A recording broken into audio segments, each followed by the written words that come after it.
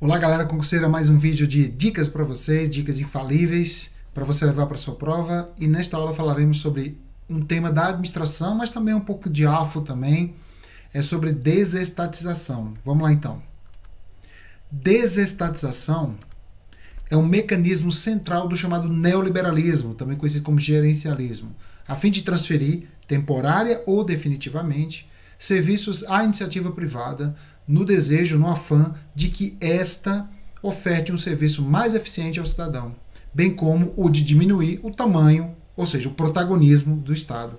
Então, a desestatização é uma característica predominantemente dos governos neoliberais, que defende um enxugamento da máquina pública, transferindo alguns serviços para a iniciativa privada, seja de forma temporária, seja de forma definitiva, não importa. Desestatizou, transferiu para a iniciativa privada, entrou no mecanismo de desestatização. Que existem mecanismos mais contundentes, mais fáceis de identificar, mas nesta aula a gente vai falar sobre alguns mecanismos que são assim não muito conhecidos, né? A Lei 9.491 de 97 regulamenta os procedimentos relativos ao Programa Nacional de Desestatização. Então, é uma lei que regulamenta o processo.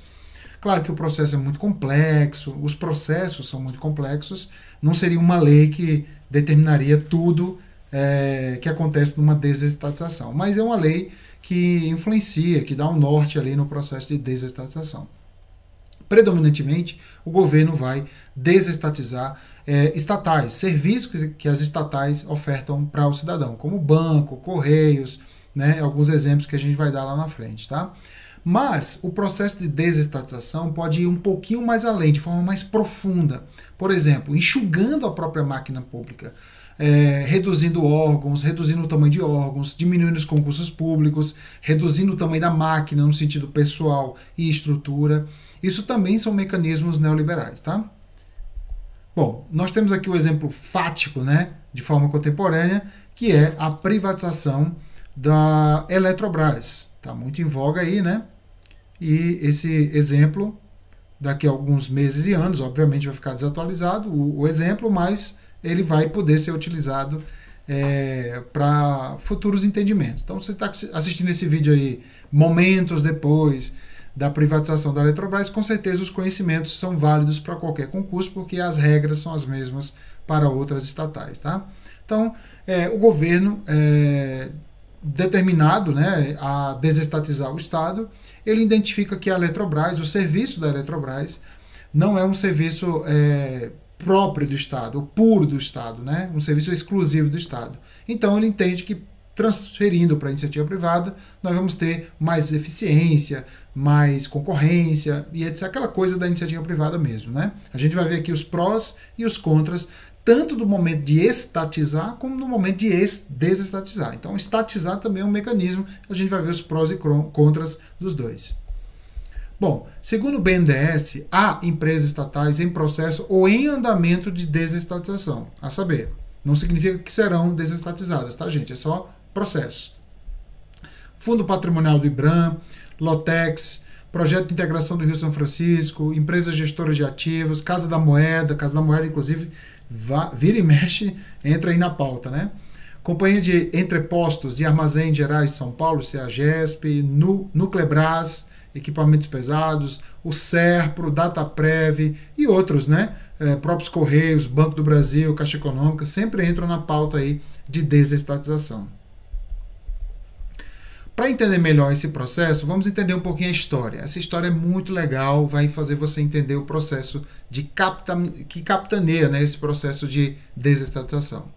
Nós tivemos no Brasil, até a década de 30, 1930, o patrimonialismo no Brasil, né, importado aí, entre aspas, de Portugal, onde imperava a monarquia e a República Velha, com um processo aí de mudança a partir de 1989, né? 1889, que é quando foi proclamada a República, né?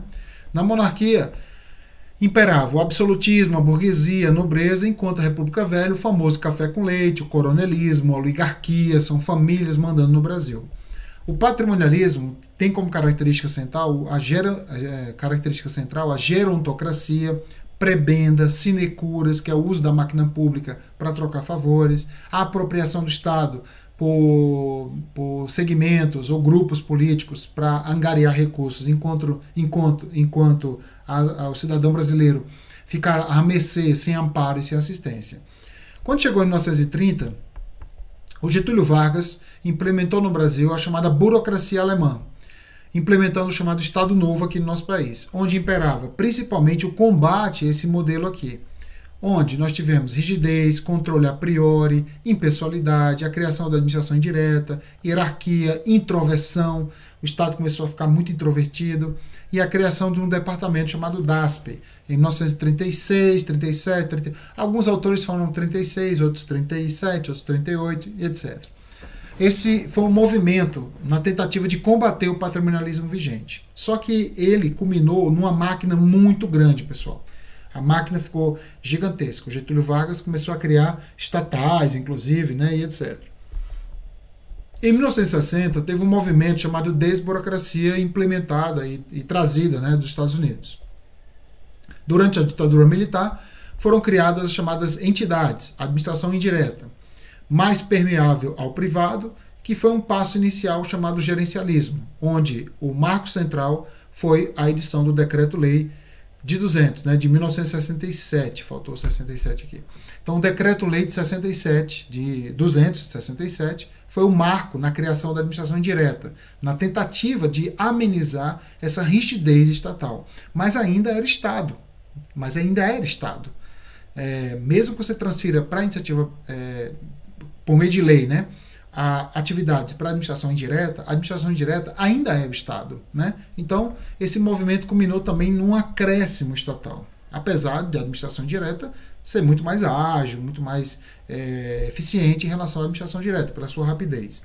E aí, em 1990, surgiu um movimento no Brasil mais neoliberal, importado aí da Inglaterra, no momento da redemocratização brasileira, chamado de gerencialismo. Você vai encontrar em provas gerencialismo, onde o controle passa a ser a posteriori, a liberdade de atuação começa a se operacionalizar, a gestão passa a ser mais em equipes, há mais flexibilidade, extroversão, o Estado tende a ser mais coadjuvante e não muito mais protagonista, né? E o documento importante é o PDRAE, Plano Diretor de Reforma do Aparelho do Estado, editado em 1995, que foi o marco na busca, né, desse neoliberalismo. Atenção também ao fato de que, de 1930 a 1990, a gente teve um paradigma burocrático. Apesar da gente ter desburocracia, movimento desburocrata, essa desburocracia ela foi muito sutil, foi muito suave. Então, alguns autores dizem que, de 1930 a 1990, o paradigma, ou seja, de forma geral, a gente foi burocracia mesmo. Tá? Esse movimento desburocrata foi importante, mas foi um movimento muito suave, até porque era durante uma ditadura militar, então não tinha muito diálogo, não tinha muita equipe, digamos assim, né? Era o militar que mandava e todo mundo obedecia. Bom, então esse neoliberalismo que a gente vai atacar aqui agora, que culmina na privatização, concessão, desestatização, surgiu justamente por esses movimentos mais burocráticos, que tentava, né, que o Estado fosse maior, mais protagonista. Com isso, o Estado se transformava-se num Estado mais ineficiente, um Estado mais moroso na oferta de serviço ao cidadão. Com isso, podemos dizer o seguinte, que há mecanismos de desestatização. Quais são esses mecanismos, pessoal? Durante esse gerencialismo. Nós temos a privatização, que são as chamadas outorgas absolutas, que é a venda direta de estatais, que aconteceu com a Telebrás, né, na antiga Telebrás, que na telefonia, ou abertura de capital para sócios privados. É o caso da Eletrobras. Na Eletrobras não está sendo vendido a estatal, entendeu? Ela está sendo captada pela iniciativa privada, comprando ações dessas empresas. Né? É uma mesma forma, é o mesmo sentido, né, de forma diferente. Temos também a concessão, permissão, autorização, terceirização de serviços públicos, principalmente concessão. Aconteceu muito isso com estradas no Brasil e com aeroportos. Temos também a publicização de serviços não exclusivos, que é a transferência de atividades de saúde, educação, assistência social e etc., lazer. Arrendamento, locação, comodato ou cessão de bens e instalações. Então eu vou lá e arrendo. Imagina ali, eu tenho lá um terreno, né, um lote, que é estatal, e, pô, aquele lote não tem o que fazer, não tem um dinheiro para... Aí eu vou lá e faço o quê? Arrendo para uma pessoa, essa pessoa vai tomar conta daquele lote, instituindo lá uma empresa, alguma coisa desse tipo, e aí ele paga lá uns royalties, digamos assim, para o Estado.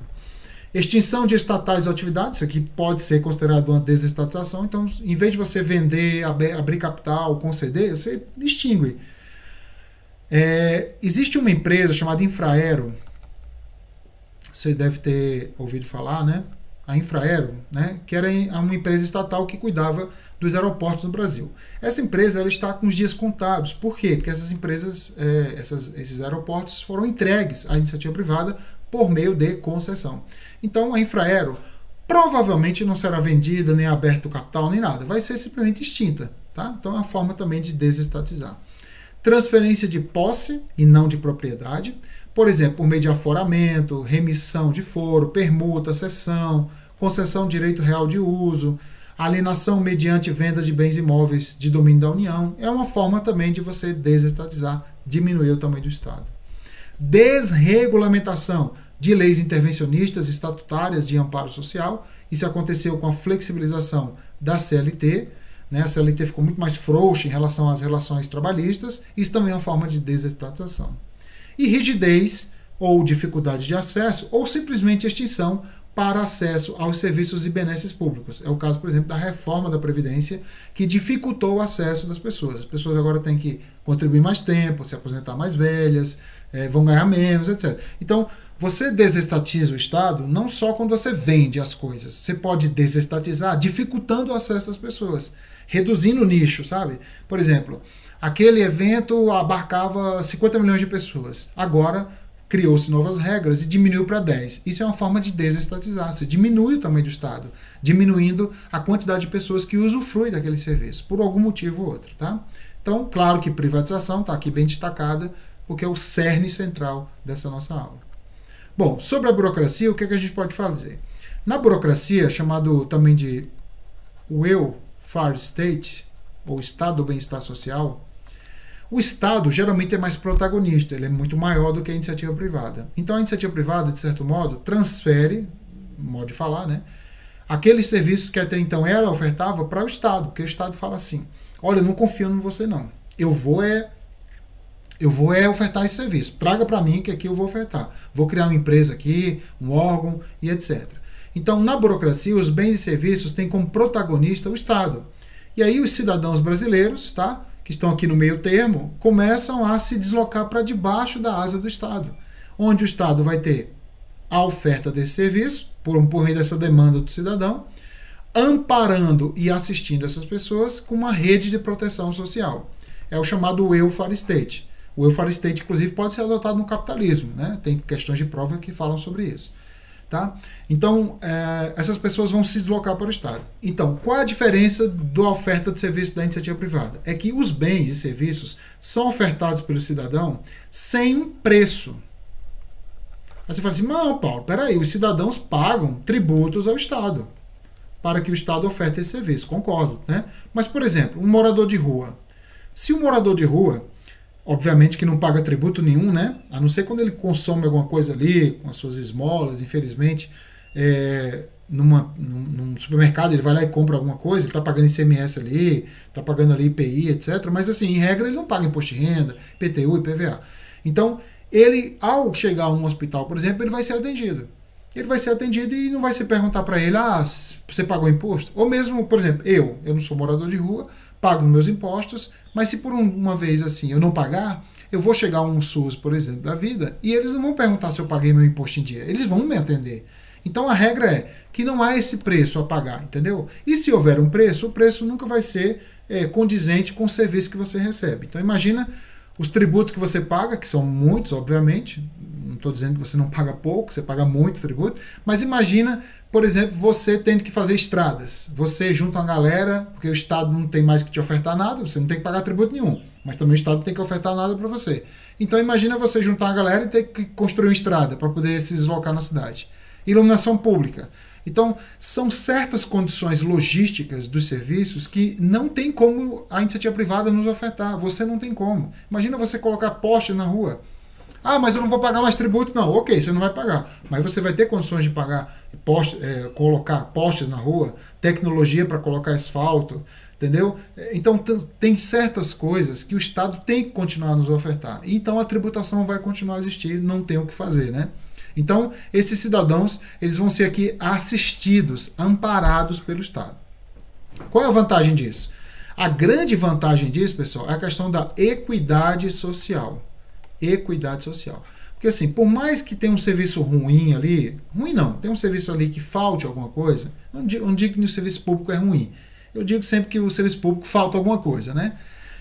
Então, mesmo que o serviço público falte alguma coisa ali, para aquela pessoa que está usufruindo, como o SUS, por exemplo, ele vai ter saúde, tá? Ele vai ter ali uma vacina, ele vai ter ali um atendimento, mesmo que demore, vai ter um remédio na farmácia de alto custo, enfim, ele vai ter algum serviço público ali que ele vai ser amparado, de forma capenga, muitas das vezes, de forma um pouquinho mais demorada, mas vai ter. Se não tivesse esse serviço, provavelmente aumentaria a iniquidade social, então ele não teria acesso a muitos serviços que a pessoa que tem muita grana já tem.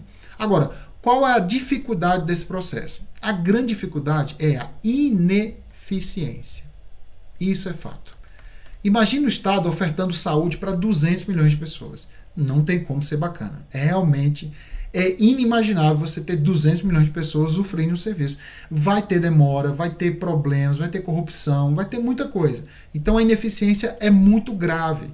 Ela tem que ser atacada demais. E muitas vezes esse ataque é quando eu pego parte do Estado e simplesmente transfiro para a iniciativa privada, diminuindo o tamanho do Estado, ou seja, diminuindo o tamanho da casa, fazendo com que eu seja mais eficiente. É o próximo bloco da gente, que é o gerencialismo.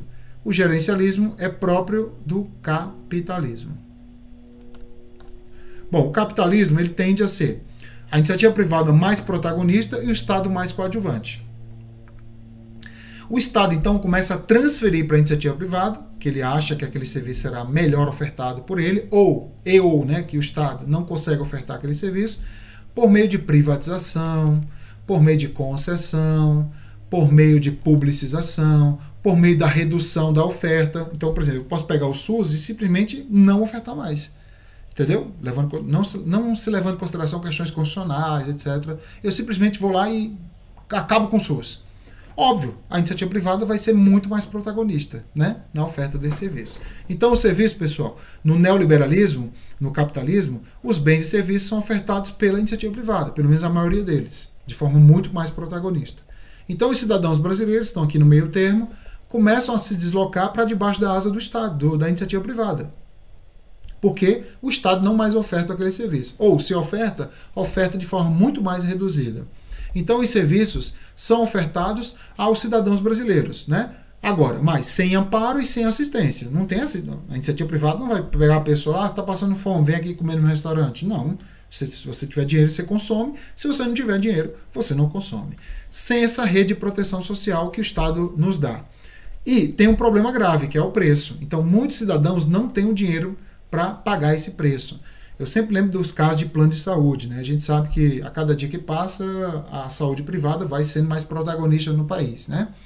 E muitas pessoas nos últimos anos saíram dos planos de saúde, simplesmente não têm condições de pagar, porque subiram muito, aquela burocracia toda, os planos de saúde não são como antigamente, porque o número de pessoas que usavam o plano de saúde era muito menor, e aí o serviço era muito melhor. Com o advento de muitos mais planos de saúde, nós tivemos mais consumo desse sistema, e esse sistema muitas das vezes entra em colapso, né? Porque muita gente usando o plano de saúde também. Então muita gente não tem dinheiro, literalmente não tem dinheiro para pagar esse preço, né? Os preços vão subindo, porque a iniciativa privada visa o lucro, né? O que é bastante normal. Aqui nós não estamos para fazer nenhum tipo de juízo de valor, então aumenta o lucro, então aumenta o preço, né? Então uma vantagem desse processo é a eficiência.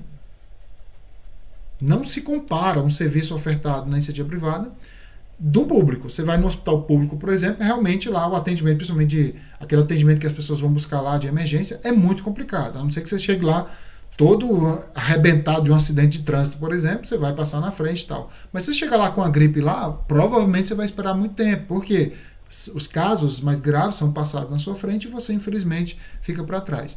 Na iniciativa privada não é tão assim. Você vai chegar no hospital privado, plano de saúde eu pago, você vai ser atendido de forma mais rápida, com muito mais qualidade, como se fosse um atendimento mesmo privado, né? Então a eficiência realmente melhora. Mas uma ineficiência, uma desvantagem é o aumento da iniquidade. Nas aulas teóricas a gente explica muito melhor, obviamente, como é que funciona e tal, mas aqui é só para você entender que o fato das pessoas, às vezes, não terem o dinheiro para pagar o preço dos produtos, elas simplesmente serão escanteadas do processo de consumo. Obviamente, muitas pessoas pobres e tal, que não têm condições de pagar aquele serviço. Então, as pessoas que na burocracia ou no gerencialismo continuariam a consumir aquele serviço, as pessoas mais ricas do país, não serão afetadas por isso. Mas as pessoas que não têm muita grana serão afetadas. Então isso aumenta a iniquidade social, né? A justiça social fica comprometida. Mas a eficiência realmente fica ali seduzindo as pessoas, porque realmente é mais eficiente. Leia-se o caso da telefonia brasileira, né? Então esse é o caso de contrastes, né, que acontece quando você desestatiza. Então a desestatização que acontece nesse modelo aqui segundo, você vai ter uma vantagem e uma desvantagem. Eu estou citando só uma vantagem e desvantagem, mas tem várias vantagens e várias desvantagens. Bom, vamos então treinar. Vamos ver como é que cai em prova. Relacione as formas de administração pública às suas respectivas características. Patrimonialismo, burocracia gerencial. Rigidez dos procedimentos e hierarquia. Óbvio, isso aqui é burocracia. Não existe uma distinção clara entre o público e o privado, ou seja, não tem regra, não tem lei. Isso aqui, óbvio, é o nosso patrimonialismo. E promove a descentralização política, né? Então, tem muita descentralização, política, administrativa, etc. Então, esse aqui é o nosso gerencialismo. Então, a resposta certa é a letra E, né? 2, 1 e 3. Próxima. Acerca da trajetória das reformas administrativas, julgue os itens a seguir. Vamos julgar, pessoal, vamos nessa. Número 1. As reformas administrativas brasileiras transitam entre o modelo burocrático e o gerencial, adotando os instrumentos de gestão complementares em sua eficácia. Correto? O modelo gerencial, que é o último que nós temos, que é o que desestatiza, resultado das transformações originadas na década do século passado, é pautada pela lógica da informalidade. Não, pessoal. Muita gente confunde assim, o gerencialismo ele é mais flexível, entendeu? Ele é mais rápido, ele é mais célere, ele é mais rápido e tal. Aí confunde com informalidade. Gente, a gente está falando de Estado, entendeu? Mesmo que você seja gerencial, você tem que ser formal. Até a redação é formal, pessoal. A redação, né, oficial, você tem que fazer um ofício, você tem que fazer o ofício do jeito que está na regra e não do jeito que você quer. Tá? Claro, transparência está correta, mas informalidade não. Então você que fazendo concurso, você já sabe que a 1 está certa. Se não souber também, você sabe que a 2 está errada, você pode eliminar aqui, ó, letra A letra D, entendeu? A letra E, porque já tem o 2 errada. Então é assim que responde questões de prova, tá? O modelo burocrático encontra-se suplantado em seu formato, por ser ele oneroso e difícil manejo. Ele não está suplantado, pessoal. Alguns autores dizem que o gerencialismo é implementado, mas há burocracia nesse gerencialismo, porque a gente está falando de Estado, principalmente na administração direta, ministérios. Por exemplo, concurso público é muito burocrático. Imagina, tem que lançar um edital, fazer uma prova, ter que nomear, depois dar posse, depois nomear, dar posse, entrar em exercício, estágio probatório, não sei o que, aí, entendeu? Pagamento. Então, né? Então isso não é. E outra coisa, não é difícil manejo, porque a burocracia ela é rígida, entendeu? É fácil o manejo, não está lá na regra. Se você sair da regra, eu já te pulo. O modelo burocrático, que é caracterizado pela especialização, hierarquia e racionalidade, busca evitar privilégios da administração pública, que é um grande conceito da burocracia, combater o patrimonialismo. Correto? A criação no Brasil do Departamento Administrativo do Serviço Público, DASP, marcou uma cisão com a lógica da não profissionalização e do não reconhecimento de mérito dos serviços públicos. Aqui foi editado em 1930, né, década de 30, criado, né, pela burocracia, correta. Então a resposta certa só pode ser a letra... A resposta certa é 1, 4 e 5. Então a resposta certa é a letra C, pessoal. Beleza? Os movimentos de reforma do Estado, ao ensejar importantes transformações na estrutura de funcionamento do Estado, visam fortalecer capacidades institucionais de regra de valor público por meio de políticas públicas e serviços públicos de qualidade. A respeito da evolução, assinala a opção correta. Então aqui tem várias, tem 67, 36, 90, né? Então tem várias passagens aqui da reforma, né? Vamos lá.